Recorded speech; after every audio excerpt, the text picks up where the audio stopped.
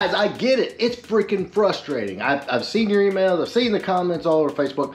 I understand. It's a big pain in the ass. But guess what? I talked to some industry experts and I'm going to kind of hash all this out for you. Look, guys, if I had $1 for every freaking email I got, somebody complaining that nobody will work on their car, nobody will tune their car, nobody will basically touch it. This will be filmed from my private island, but as you can see, I'm in my garage.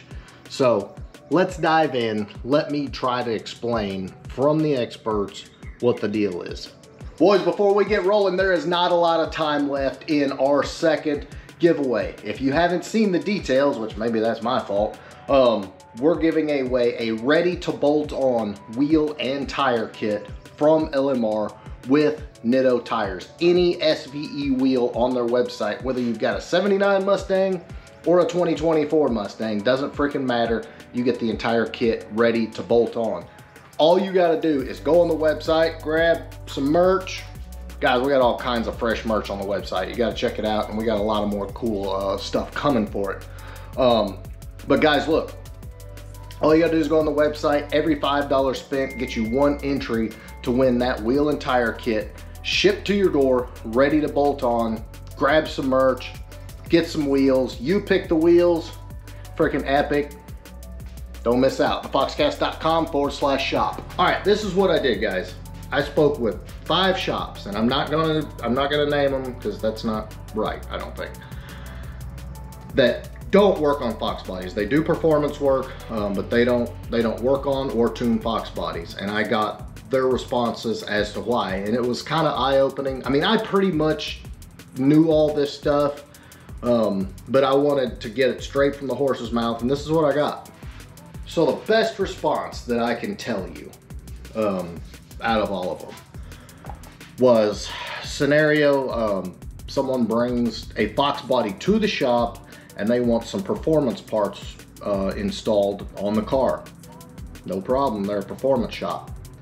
Where the problem comes in is, guys, I've said it a million times, these cars are old. So you bring a 27, 28-year-old car in that hasn't really had any freshening or any restoration to speak of, and you want to install some parts on it, well, guess what? Everything else on the car is pretty well worn out. So guess what? You're not just bolting on that performance part. You're dealing with an engine that might not be good. You're dealing with clutch that might be worn out. The engine leaks from every orifice.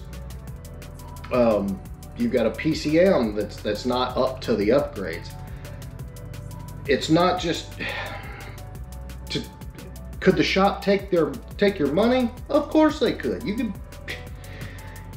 You could take a worn out, leaky ass old engine, bolt some stuff on it, but it's not going to achieve what you want it to achieve. And at the end of the day, that shop knows you're not going to be happy with it. So what about tuning? A lot of guys are saying, I can't find anybody to tune my stock ECU. Shops don't want to deal with that. And so they're going to recommend you go with a Holley or something like that. I mean, there is Mega Squirt, Micro Squirt, all that stuff.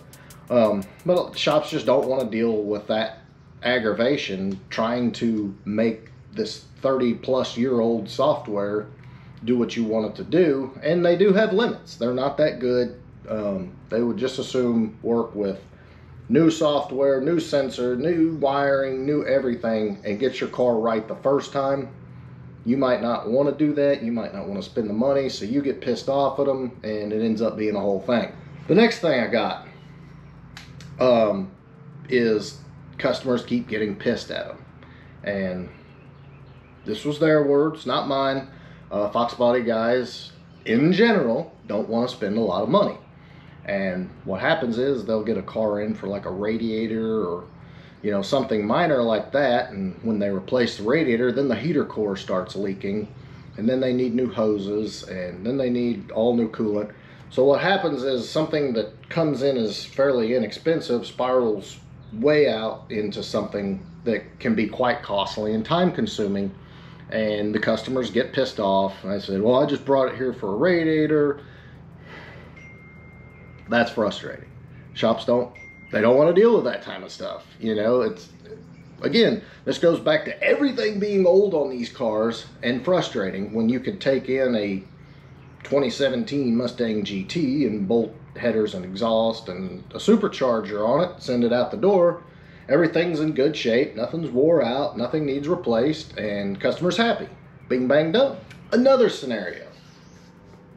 The list goes on. I opened up a can of worms when I asked these questions, but customer brings a car in, just wants basic suspension upgrades. Nothing too crazy, right? No. The rack is worn out and leaking. The tie rod ends are jacked up. The power steering pump lines are leaking. The fluid looks like tar. You get what I'm saying here. Bolting on high performance parts and not doing all the other worn out stuff when you do it is not getting you anything. It's not helping.